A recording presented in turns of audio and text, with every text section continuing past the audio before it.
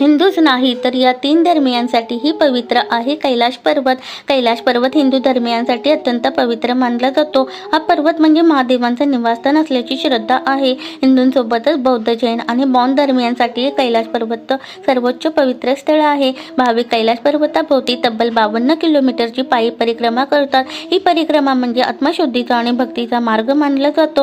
हिंदू व बौद्ध अनुयायी घड्याळाच्या दिशेने परिक्रमा करतात, तर जैन आणि बौद्ध धर्मीय उलट दिशेने परिक्रमा करतात. ही परंपरा आजही पाळली जाते. बौद्ध धर्मानुसार भगवान चक्रसंवर आपल्या पत्नी वज्रवाहिनीसोबत कैलाश पर्वतावर योग साधना करतात अशी श्रद्धा आहे. जैन धर्मात कैलाश पर्वताला अष्टपद मानलं जातं. या ठिकाणी प्रथम तीर्थंकर भगवान ऋषभदेवांनी मोक्ष प्राप्त केला होता असं मानलं जातं.